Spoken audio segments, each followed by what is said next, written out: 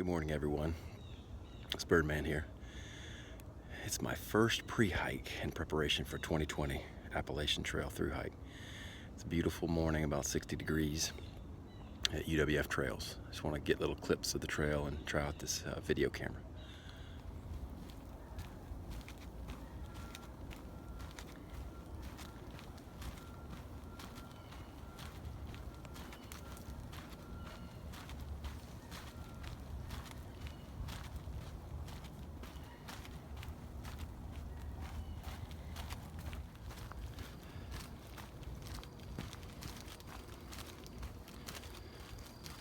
I want to give you a quick word too about why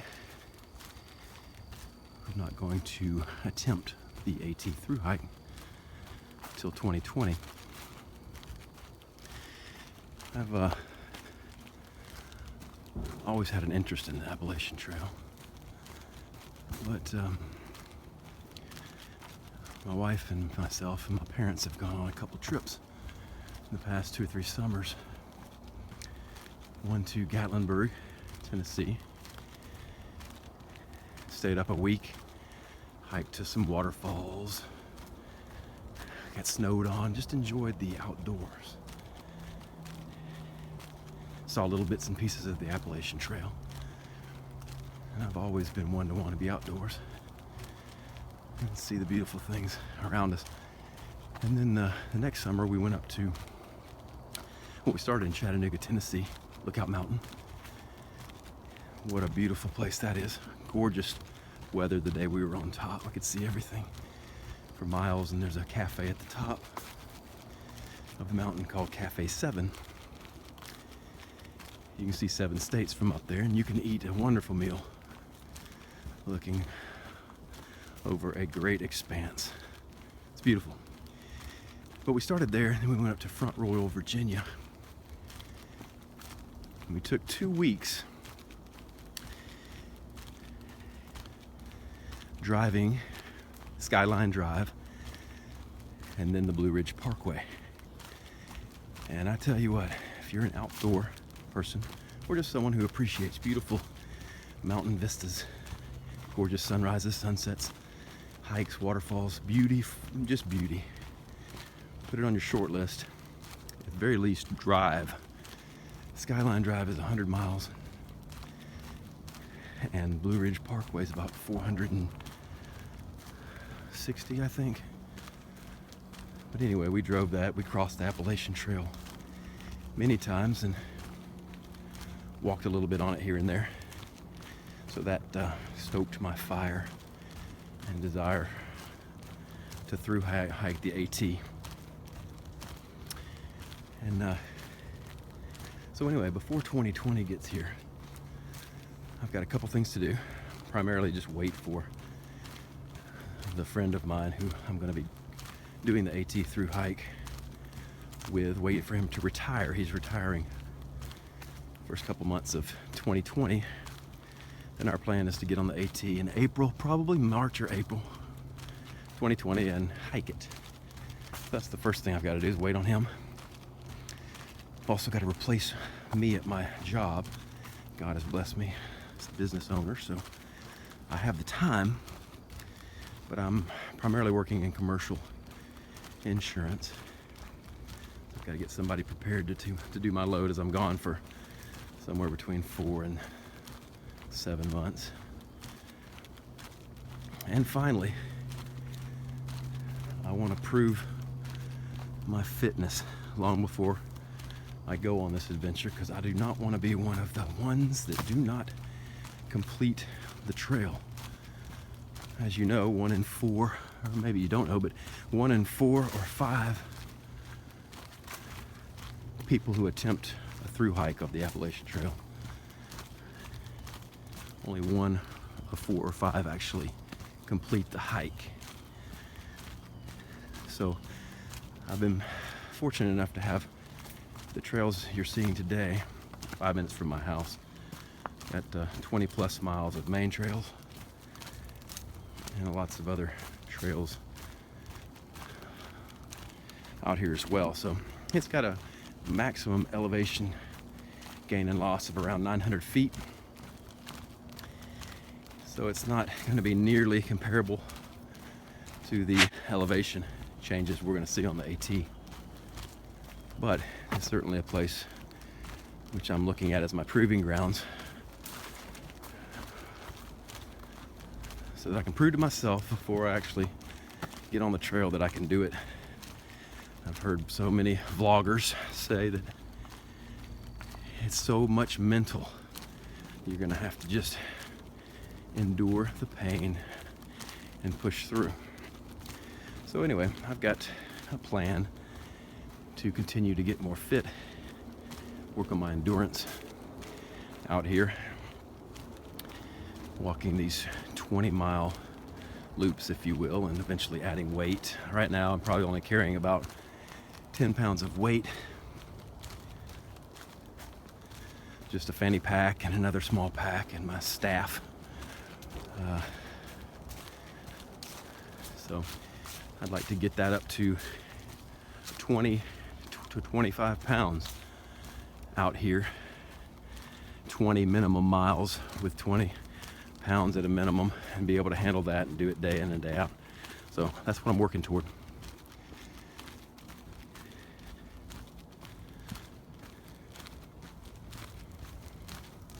So far, I've just been running a little bit when I can't actually get on the trail and hike with some weight. And I only run 2, 3, or 4 miles a day usually, and then try to come out for a significant hike once a week. Of course, that's the theory. It doesn't always work out that way, but I am excited about today. Oh, and today, what a morning. This is actually the first morning that you can see your breath in North Florida. I'm excited. I love the fall and the winter. So I'll leave you with that thought.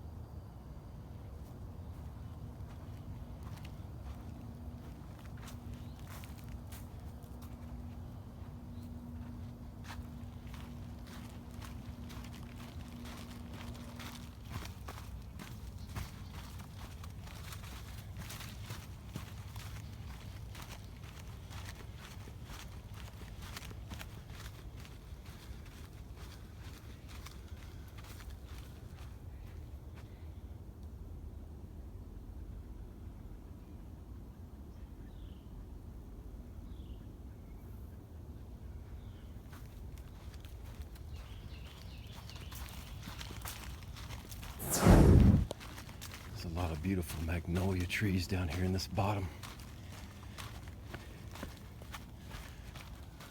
We've been going down for the past quarter mile or so. This trail system out here is basically cut into two sides with a big large power line running through the middle of it, which I'll show you later when I cross it over again.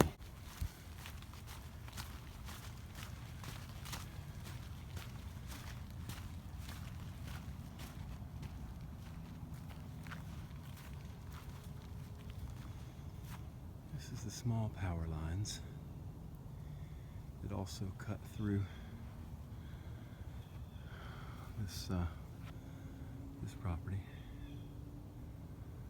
Some beautiful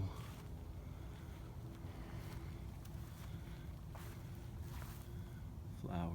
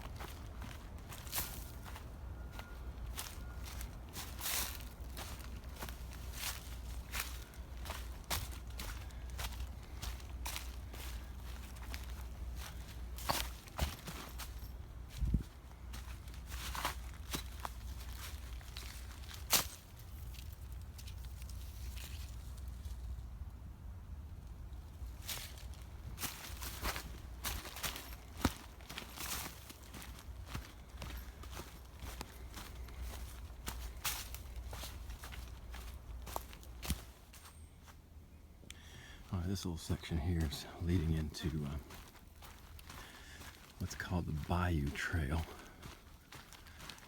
And there's a lot of bottoms through here, some low areas. And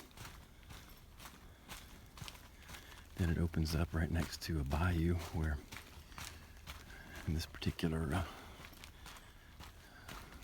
trail system is owned and by a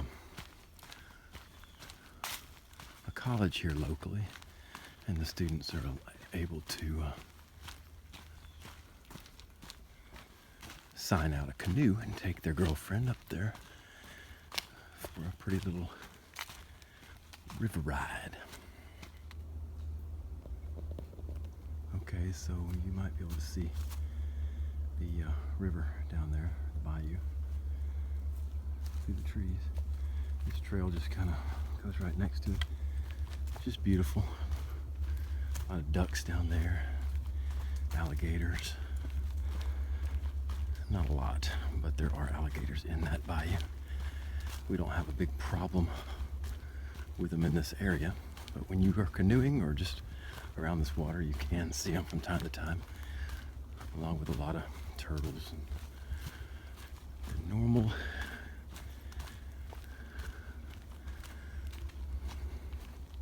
suspects that you would see in a river, bayou, swampy environment. Let's slip down here and see if we can see anything worth seeing.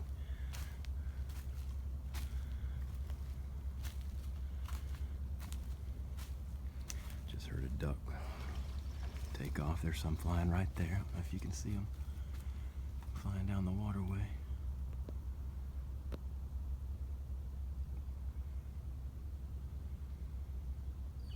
This certainly is a pretty place. So that is the bayou. Hello everybody. I just wanted to check in and just tell you a little bit about what I'm experiencing this morning on this hike. And that is billions of squirrels. They're everywhere. Every time I turn around, there's a squirrel. I was hoping to get some video of a deer, maybe, for everybody, because I typically see one or two or more when I'm out here. But I think I've heard maybe one probably. All right. Well, I've met a few people on the trail today. A couple bikers enjoying a beautiful morning. Just past a gentleman who looked like he might have been a professor here at the university with his camera, big old nice camera, just walking through, probably getting some great photos. This little bottom right here is a little sand bed. I've been through here before when it's been just full of water. But it doesn't get real boggy. It still has pretty much hard pan to it. It's dry right now, so it's It'd be kind of hard to ride through with a bike, but anyway, this trail system is maintained primarily by a local trail biking group. We're in Northwest Florida, and there's tons of trails all over the place, and they don't stay out here, but they definitely maintain it. So throughout the trail system, there's different little jumps, little small boardwalks and things to help bikes make it through these trails, but people just love it. These trails are also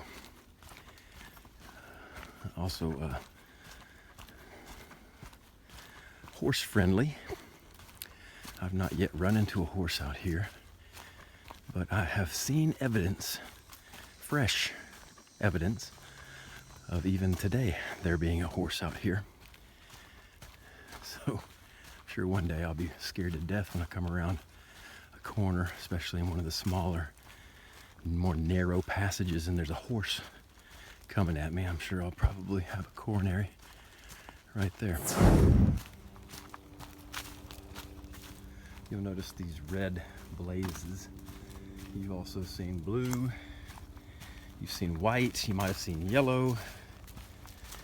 And on the other side, in a little while, you'll probably see orange, maybe purple, maybe pink. Anyway, it's all different trail distances. I think the red is like, red loop is like 10 miles. The white loop is 9 miles. The blue loop is 12 miles. Green loop is 4.5. The yellow is 2. The orange is about 8.5 now, I think. I don't know about the pink and purple. They're on the other side. I've never followed those exactly. But they're less than 8 for sure, because that's the outer rim of the orange loop. Okay, so we just broke out of the woods on this trail, and we broke out into the big power line I was telling you about earlier. This is up here by a power plant, so that's what you're seeing back there. It's part of a power plant. And last time I was out here on top of one of these power poles was the biggest, largest, most beautiful red-tailed hawk I'd ever seen. And I'm assuming that this is its environment. It just hunts this power line. I mean, there's no telling how many rabbits and squirrels and rats and all kind of creatures that it's hunting out here, swooping down and getting. It's got all these other power lines to perch on and hunt from, not to mention all the trees on the side of this power line. But I see many hawks out here, and we even have some peregrine falcons and some other birds of prey. But this is just a beautiful place. Last time we were here also, I saw a nice size, probably 8-point buck running down the edge of the wood line. But it's just beautiful. What a day. Glorious day.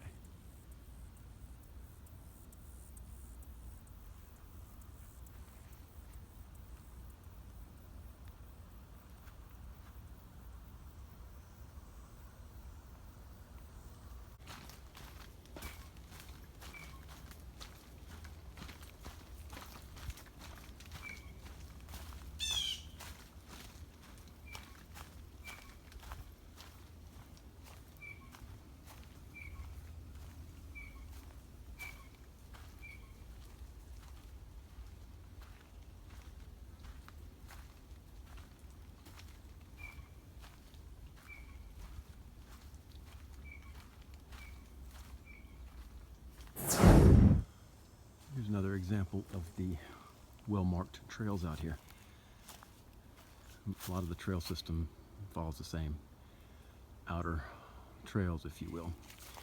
and they absorb the smaller trails. So the blue is the outer trail that we're on today, including the Bayou Trail. It's basically all of the, as far as you can go, as big as you can make this trail system is the blue. Tomorrow we're going to a Verizon corporate class, an hour class, Saturday morning at 8:30 to learn how to use these iPhone 7s. Get used to using these phones tomorrow, get the crash course at least. I just upgraded from an old Samsung, not a flip phone, but the one where they slide. Oh, I gotta show you this, I'm sorry. I think you might be able to see that. Maybe that's better. Yeah, I hate to go there to those of you who don't like spiders,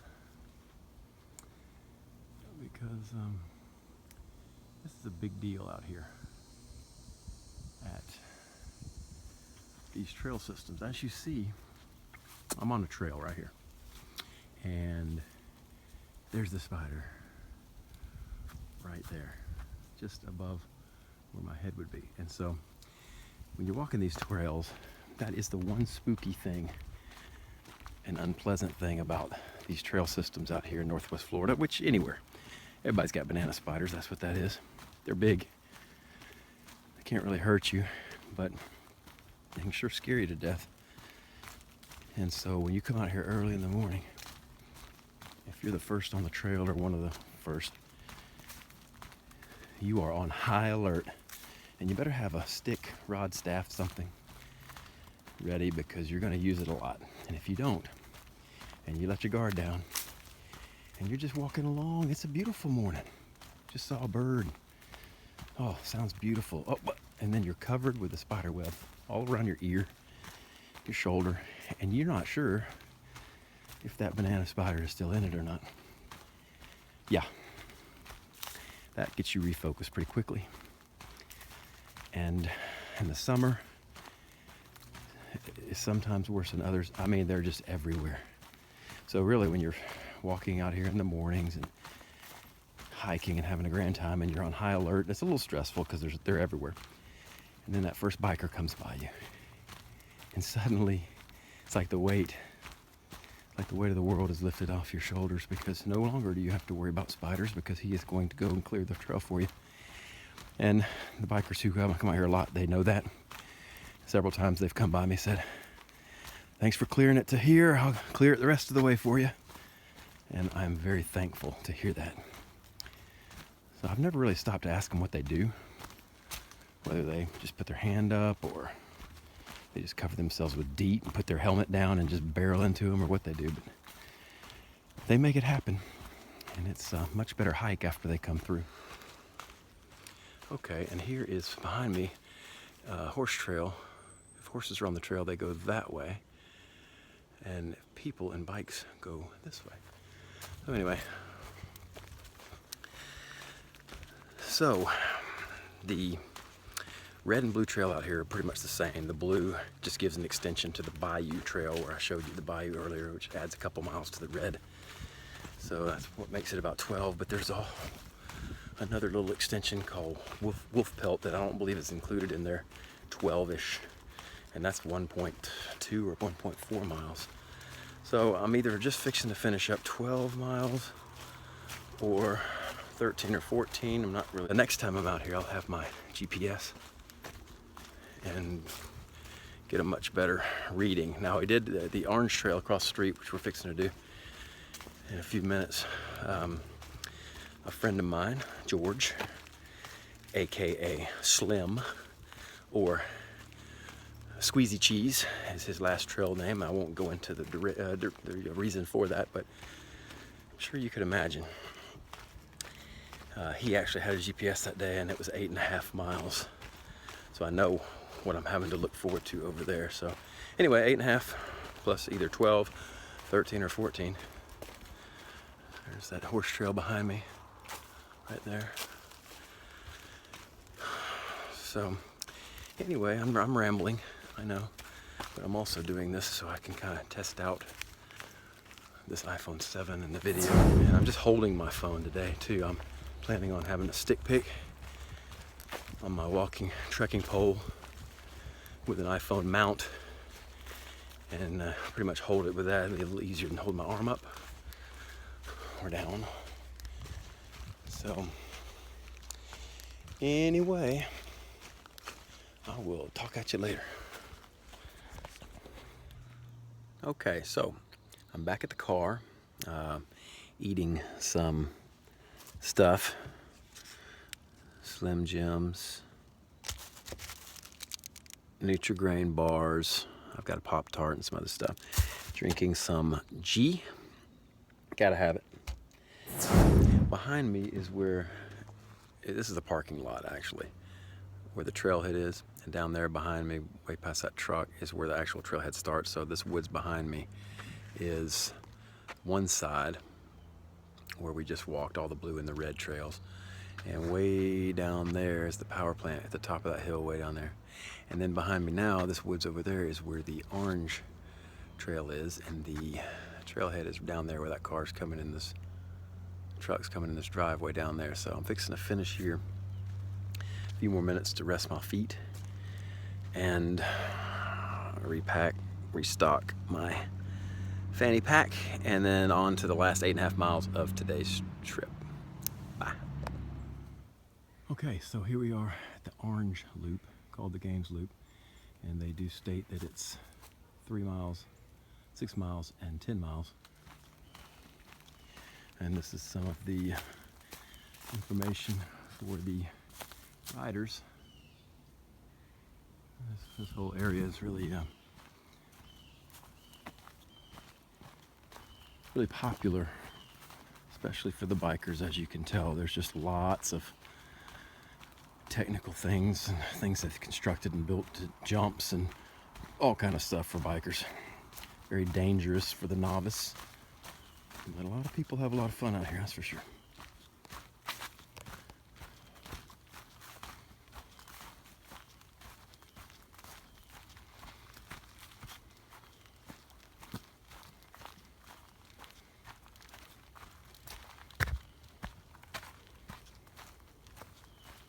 We've had quite a bit of elevation change. I mean, obviously it's not going to be anything out here like what I'm going to experience on the AT, but I do love it out here because you do get plenty of ups and downs, just to kind of get your body used to, okay, this is what we're going to be doing.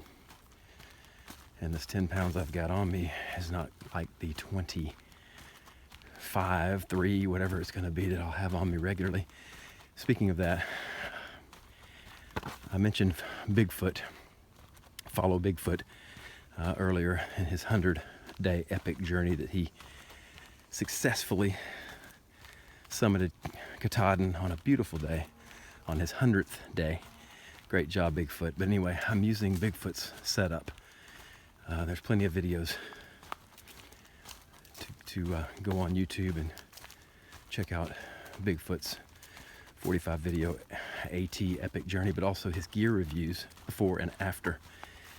And I'm using almost identical to Bigfoot, his setup, his base weight. Now, he didn't take a stove or any fuel, not so much for the weight, but for speed. I ended up emailing him after his successful journey, and he was kind enough to give me a response, and that's what he was telling me. I was wondering, you know, Bigfoot, did you miss your stove? Because I don't know about him, but I'm a coffee drinker and I like hot meals too.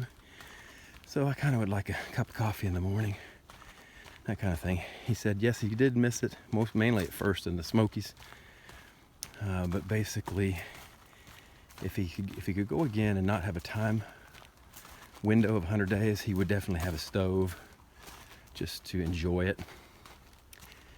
But anyway, his base weight was 11 pounds and something.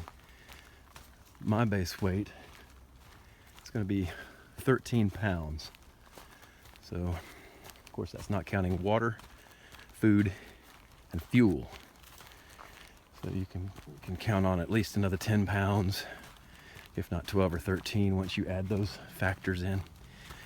So, you know, I figure the lightest I'll be is in the low 20s, maybe 22, 23 regularly, up to 25, 26, just depending on how many days food I'm going to need, whether it's 3, 4, or 5.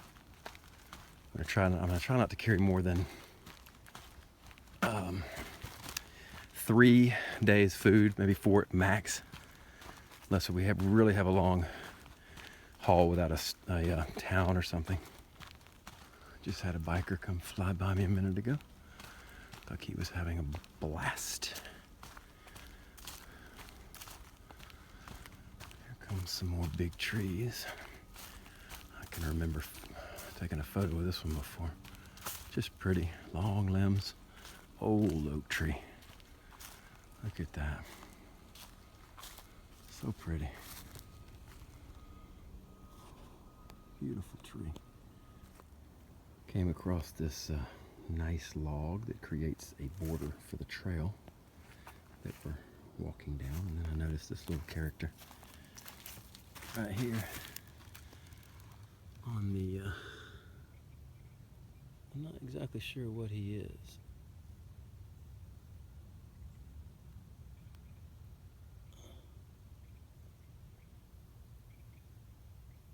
I don't know that I've seen one of those before.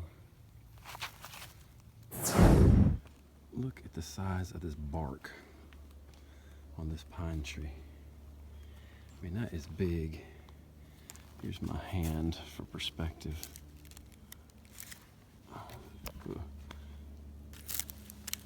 Just huge. Huge, huge tree. Yeah. All right. And we're off. Actually getting into some rocks on this little drop down. I can hear some water off to my right.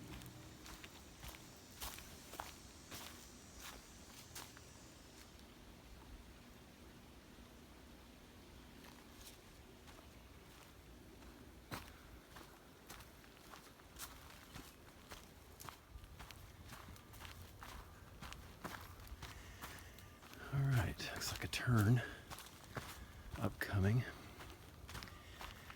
I also want to say that Vince Lombardi once said that adversity is the first step toward a championship. Or you could say adversity is the first step towards success, or the great teacher of success. And I'm going through some adversity right now. My legs are speaking to me, my feet and my knees primarily. There's no injury, it's just usage. And it's a challenge, and you know, a lot of it is mental. So it was worse way back before I started having my conversation with God. And then I just started dealing with it. And I believe he just kind of helped to ease my pains. And I definitely still have pains that I'm going to push through. But because I'm probably already hiked harder and longer today already than I ever have. And I guess it's the IT bands on the outside of my knees are kind of aching, and makes it the ache kind of go into the middle of my knees. My feet are kind of aching, but like I said, it's eased up.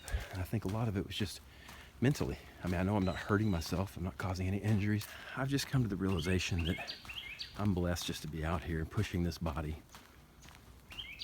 to the limit, working through pain. That's part of training. And I'm thankful. I'm thankful to be here.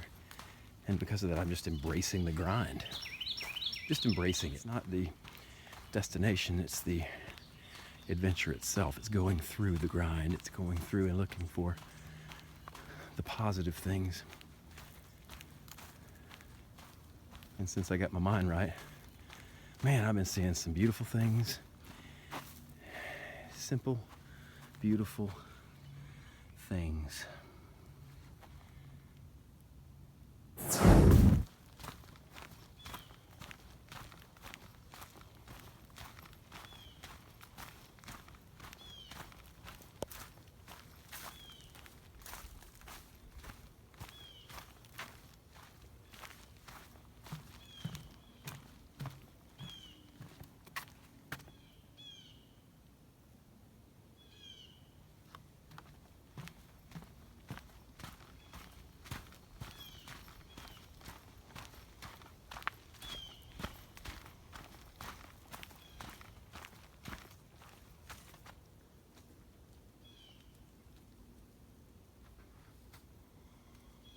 I don't know if you could see that, but that was a beautiful red-tailed hawk. It just flew from that pine tree up there. Wow, I hope we got some of it. I'd like to give a little follow-up on my physical well-being. You know, I still have pain, but it's so much more manageable. It's nothing like it was. It's like I just pushed through, and then all of a sudden the second wind came, and it's like, man, I can just go on twice as much as I've done today. Yeah, for my first 20 plus mile hike, official anyway, I'm thrilled. Today is a special day, and I am thrilled to death about it. So I plan on continuing to use these trails and over time just add more weight. I made really good time today. I don't expect to make this good a time once I start adding more weight. But time really doesn't matter to me. It's just being able to do the distance and carry the weight. So that is where we are. I'm in a good place. And unlike when I first started feeling bad about 10 miles ago, and just wanted to go home, I'm almost at this point wanting to go longer. So I had quite a change on the trail today. Just kind of proving that these 20s aren't going to be as bad as I thought they might. I'm looking forward to the next one already. Just going to continue to cross-train with running, through the week, Monday, Tuesday, Wednesday, and Thursday. I try to do my big hikes on Fridays, then take Saturday and Sunday off. So here we are again where we began 10 miles ago. And now tomorrow I'm going to hopefully learn how to use the iMovie on the iPhone 7. And so hopefully if anyone is watching this video right now, that means I figured out how to make it work, and voila. But if I make any more videos after that one hopefully gets made, then I will update the exact mileage on what we just did today. Instead of 22, it will be whatever, 20 whatever. But I'll update that on a future video. And I may do more videos of this same stretch of woods, because you never know what you're going to see. I didn't see any deer today, but I've seen up to, I guess, 6 maybe is the most I've seen in one day. So I'd like to get some deer on video. Last time I was out, I had a doe about 20 yards from me. She just let me walk right by her, which was kind of cool. We just both kind of realized that there was room for both of us, and we just stared at each other. But anyway, so there is the trailhead over there to this side, where we began this morning at 8 o'clock. And so with that being said, this is going to bring this video to an end. What a beautiful day. What a gorgeous day. Thank you, Lord. All right. Well, that's it. Birdman out.